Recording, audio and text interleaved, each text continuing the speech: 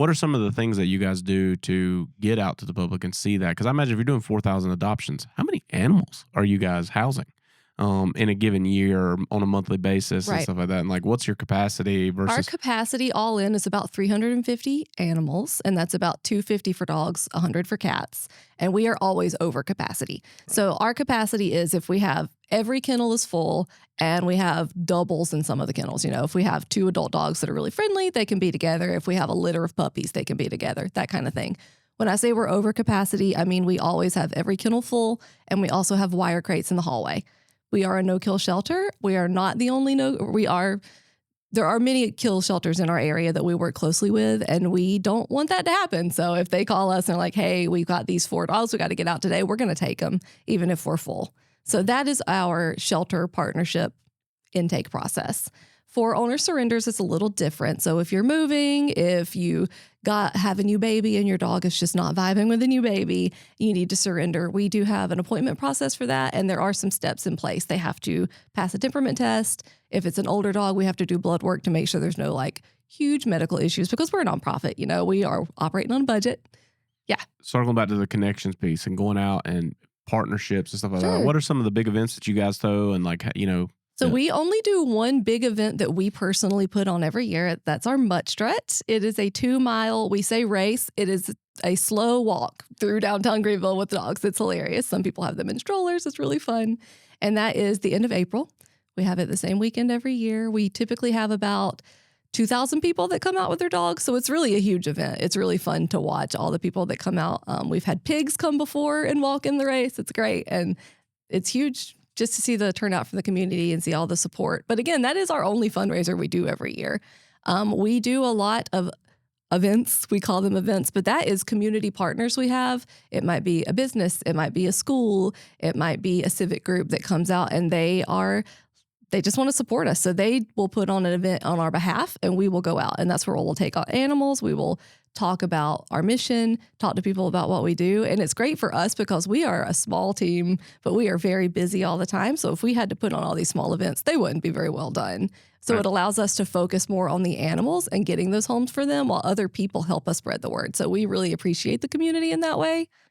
That's awesome. Yeah. So what like, I guess kind of behind the scenes stuff, like what's some big moves you guys got going on and stuff like that? Like, I mean, I remember where the Humane Society is now when it was first built. I think my dad actually put flooring in that Humane Society. And I remember when they moved in there and like, you know, it's one of the nicer,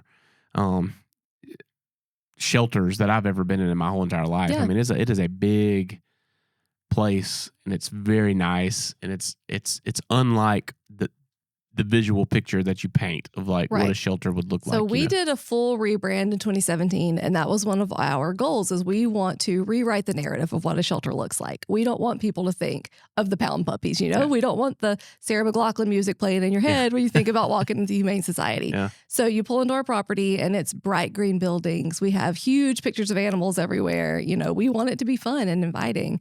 And our staff help a lot with that. Just the people that work for us are fantastic and they have such a passion for what they do. So that comes across with all of our customers. Yeah. And speaking to the growth we have coming, so last year we actually purchased property directly beside where we currently are. And we are expanding. We're breaking ground actually in February, the next month. We are so excited. We're breaking ground on this property and we are going to be moving our public spay neuter clinic from where it currently is in our medical center into its own facility. So that will, it'll let us do really double the amount of spay neuters we currently do. And we do a lot. We did 13,000 spay neuters last year. Wow. And we'll be able to double that. We're going to be able to have dedicated space for other shelters to come and bring their animals in. The vet shortage is a huge problem right now, really across the nation, but it's really, really bad in our area. There's not a vet school nearby. Clemson is starting one. That's going to be huge. But for now, there's not a lot of vets, but we are blessed with the vets that we have. So we are excited to be able to offer that to other shelters and other rescues. We are also opening an event space on that property, which I am personally very excited about because that's what I do. So With that, we're going to be able to expand our offerings. We're going to bring back our humane education program we used to have before COVID. We shut it down for COVID, but we'll be able to go into schools, have schools come into us, do Girl Scout troops, do birthday parties for kids. It's going to be really fun. And I think the thing everyone's most excited about with our expansion is we are going to start offering dog training to the public.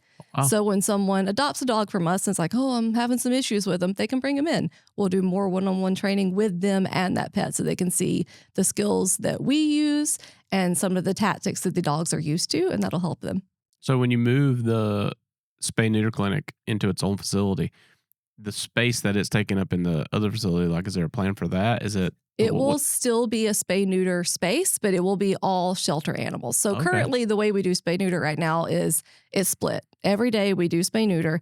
Half of the time is spent on public animals. Half of the time is spent on shelter animals. This will, again, it'll help allow us to do more surgeries and take in more shelter animals, because right now, if someone comes in and brings their dog, that's a kennel they're taking up during the day because they're here the whole duration of their surgery. And if we have 80 animals in there every day, that's a lot of space that we can free up for animals. So it's going to allow us, between dogs and cats, to bring in about an additional 2,000 animals a year as well.